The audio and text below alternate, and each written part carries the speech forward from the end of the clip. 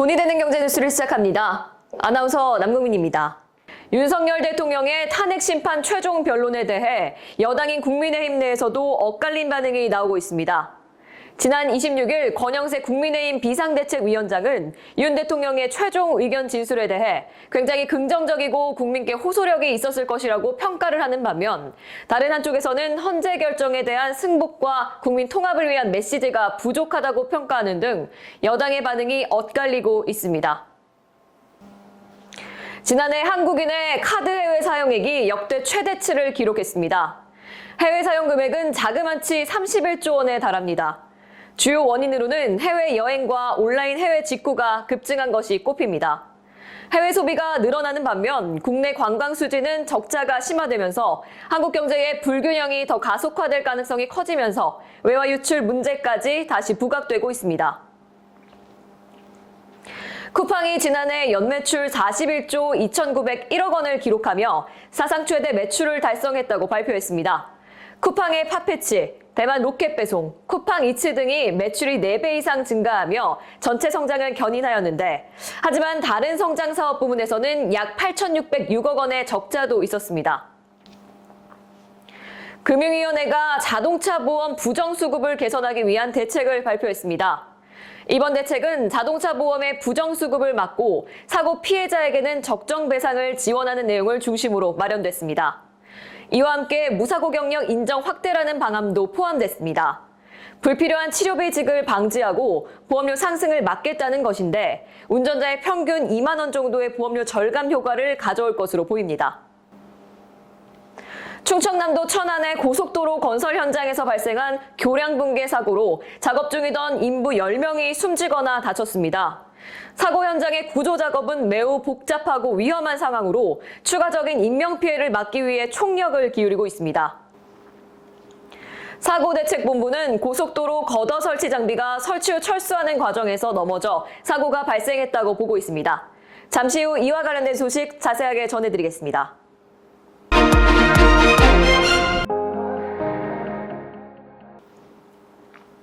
정치 소식입니다. 윤석열 대통령의 탄핵 심판 최종 변론에 대해 여당인 국민의힘 내에서도 엇갈린 반응이 나오고 있습니다. 지난 26일 권영세 국민의힘 비상대책위원장은 윤 대통령의 최종 의견 진술을 굉장히 긍정적이고 국민께 호소력이 있었을 것이라고 평가하며 헌법재판관들이 대통령의 진정성을 이해해 줄 것이라 기대한다고 말했습니다. 권 위원장은 윤 대통령이 언급한 임기 단축 개헌에 대해서도 언급하며 대통령이 정치 시스템 개혁의 필요성을 느끼고 있다는 점을 강조했습니다.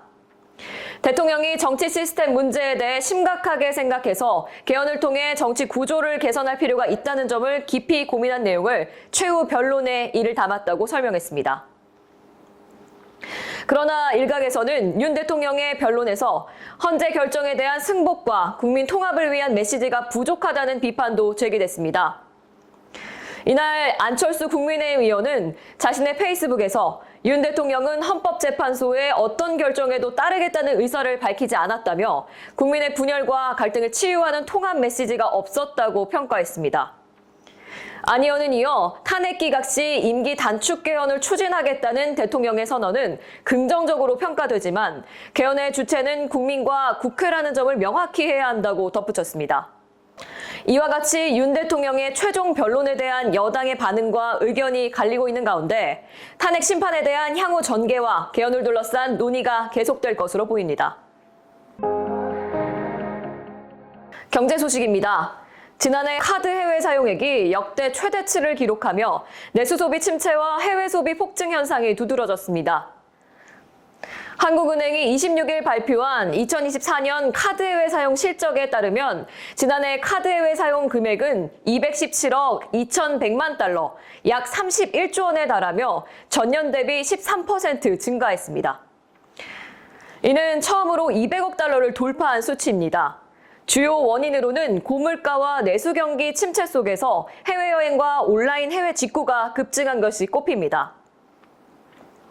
지난해 내국인 출국자는 2,869만 명으로 전년 대비 26.3% 증가했으며 해외 직구 금액은 58억 3천만 달러로 전년보다 14% 늘었습니다. 이는 국내 신용카드 이용 증가율인 4%를 크게 웃도는 수치입니다.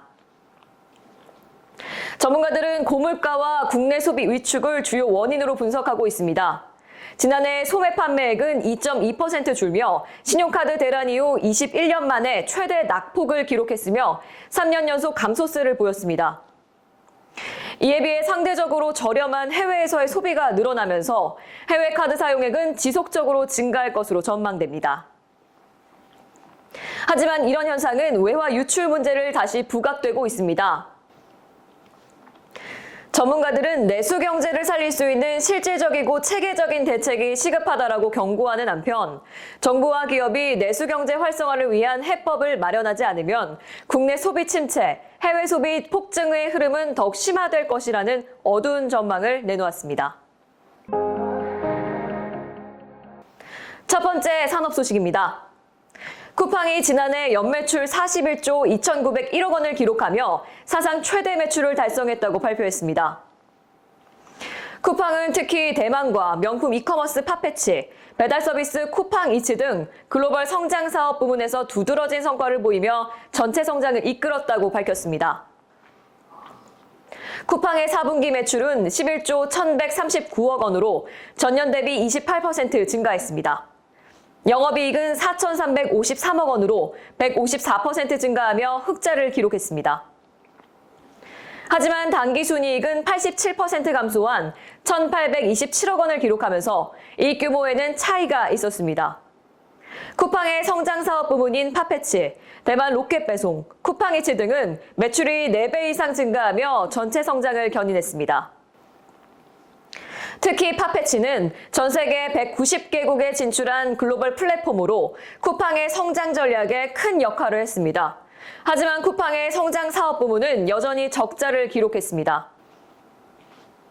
지난해 조정 EBITDA, 즉 EBITDA 손실은 약 8,606억 원으로 적자폭이 커졌습니다. 그럼에도 불구하고 쿠팡은 고객 수 증가와 고객 1인당 매출의 상승을 통해 긍정적인 실적을 보였다고 평가했습니다. 한편 쿠팡 관계자는 올해에도 20% 수준의 매출 성장을 예상하며 AI와 자동화 기술 투자를 확대, 해외 시장 확장과 새로운 사업에 대한 신중한 접근 등을 통해 지속 가능한 성장을 추구할 것이라고 전했습니다. 다음 소식으로 이어가겠습니다. 두 번째 산업 소식입니다.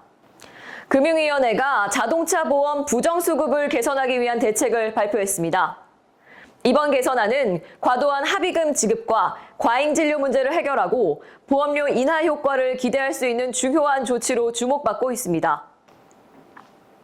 이번 대책은 자동차 보험의 부정수급을 막고 사고 피해자에게는 적정 배상을 지원하는 내용을 중심으로 마련됐습니다. 정부는 특히 경상 환자의 장기 치료와 향후 치료비 지급 문제를 개선하기 위해 구체적인 조치를 취할 예정입니다. 가장 큰 변화는 향후 치료비 지급의 기준이 명확히 정해졌다는 점입니다. 이제 보험사는 경상 환자에게는 향후 치료비를 지급하지 않기로 하며 중상 환자에 한해서만 지급될 예정입니다.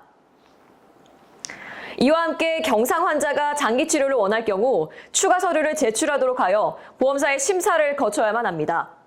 이 과정에서 불필요한 치료비 지급을 방지하고 보험료 상승을 막겠다는 방침입니다. 또한 이번 방안에서 무사고 경력 인정 확대라는 방안도 포함됐습니다. 이에 따라 부모의 보험으로 운전한 청년층 19세에서 34세의 무사고 경력을 인정해줘 보험료 부담을 덜어줄 예정입니다. 이번 제도 개선으로 보험료가 약 3%, 즉 평균 2만 원 정도의 보험료 절감 효과를 가져올 것으로 보입니다. 아울러 마약이나 약물 운전과 같은 중대 교통법규 위반에 대한 보험료 할증 기준과 함께 동승자에게는 보험금이 40% 감액되는 처벌 강화 조치도 포함됐습니다. 금융위는 이번 개선이 불필요한 보험금 지급을 줄이고 향후 자동차 보험료 인하로 이어질 것이라 기대하는 한편 정부는 관련 법령과 약관 개정을 올해 내 마무리할 예정이라고 밝혔습니다.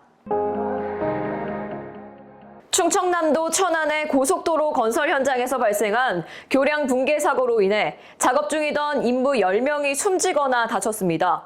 소방청은 국가 소방동원령을 발령하고 긴급 구조 작업을 벌이고 있습니다. 현장에서 대응 상황과 사고 경위 등 정부의 대응 조치를 전해드립니다.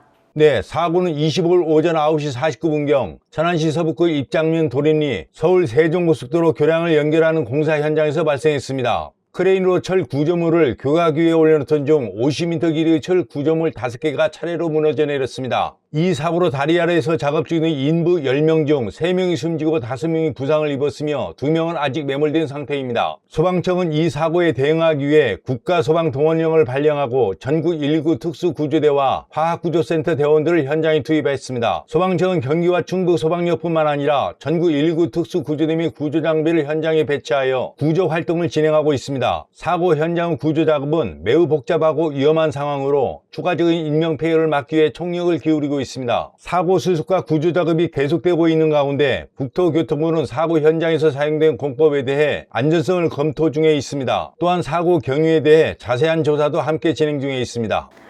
최상목 대통령 권한대행은 사고 발생 직후 긴급 지시를 내려 행정안전부와 충청남도 등 관련 기관의 신속한 구조 활동을 촉구하며 안전조치 강화를 당부했습니다. 최 권한대행은 인명구조와 실종자 수색에 총력을 다하고 추가적인 사고를 예방하기 위해 현장 통제와 안전조치를 철저히 해달라고 강조했습니다. 국토교통부는 서울 세종고속도로 교량 붕괴 사고와 관련해 동일한 공법을 사용한 고속도로 공사 3곳에 대해 전면 중지 조치를 내렸습니다. 해당 공사들은 안전성 검증을 거쳐 재개될 예정입니다.